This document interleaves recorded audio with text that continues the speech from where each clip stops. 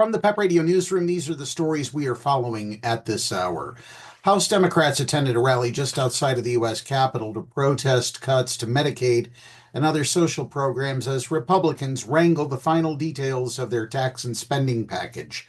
The crowd of about 100 people waved signs denouncing billionaires with images of Mark Zuckerberg and Elon Musk. A giant inflatable pig had the words, "Medicaid is not a piggy bank for billionaires," emblazoned on its side. We would have welcomed the opportunity to work with Republicans on a bill that strengthens our economy and opens opportunities for all Americans, said Representative Brad Schneider, whose party has little leverage to stop the Republican tax plan if the GOP remains united. But that's not what the Republicans are doing. Instead, they're pursuing the most partisan path imaginable. In other news, carrying out mass deportations was a key rallying cry during Donald Trump's campaign for the presidency. Since the day he was sworn into office, his administration has focused on how to make that rallying cry a reality.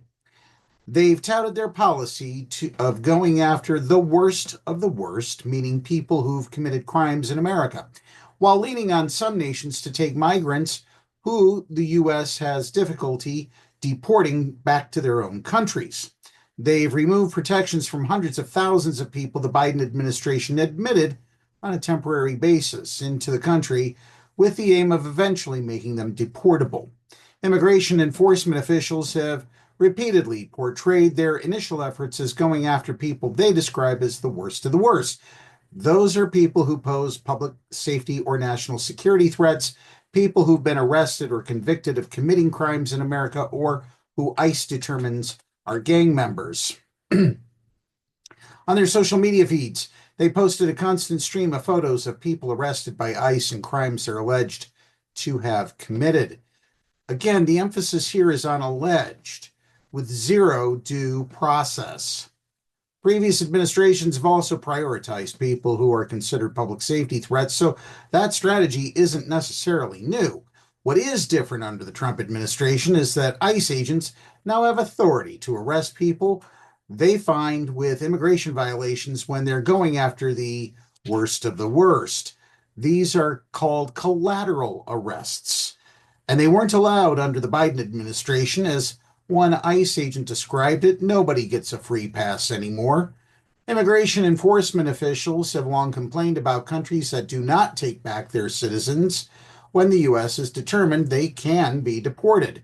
Some countries don't take back any of their citizens. Others are selective, especially when it comes to people with criminal convictions or who've committed particularly egregious crimes. And according to a 2001 Supreme Court ruling, ICE cannot hold someone for more than 6 months if there is no reasonable chance to expect that they can be sent back to their home country. To get around this, the Trump administration has leaned on other countries to accept people who are not their own citizens. The highest profile of these deals was announced in February by U.S. Secretary of State Marco Rubio during a trip to El Salvador. That country has taken Venezuelans that the U.S. alleges are gang members and is holding them at a notorious prison, aka a concentration camp. Way to go, Trump administration. You've devolved into Nazi Germany circa 1939. And finally, in Downingtown's Democratic primary on Tuesday, Erica Deuso defeated Barry Cassidy for the chance to be elected Pennsylvania's first openly transgender mayor in November.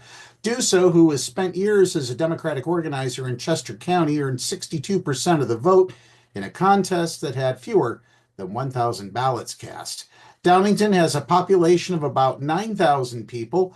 Cassidy, a longtime advocate for business development in the borough, received about 38% of the vote. Deuso, age 44, will now face Republican Richard Bryant, a retired cybersecurity expert, in the general election. Deuso's campaign focused on issues including public safety, investing in the business corridor, and supporting sustainable infrastructure. She called the primary win a historic step forward for the LGBTQ+ community.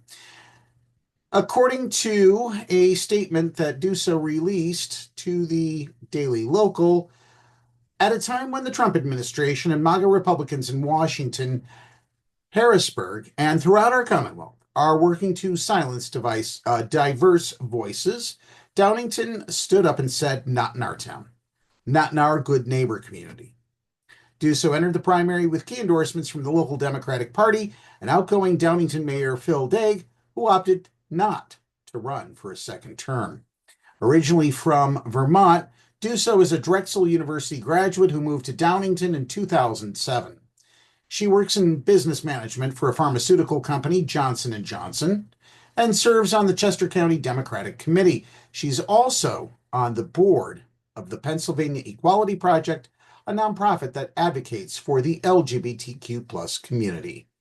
That's a quick check of the news at this hour. If you haven't already done so and you're watching our videos on YouTube, be sure to click the subscribe button. We appreciate that. Also, download the Live 365 app to take PEP Radio with you wherever you go. Up next, the National Weather Service forecast for the Meadville area here on PEP Radio.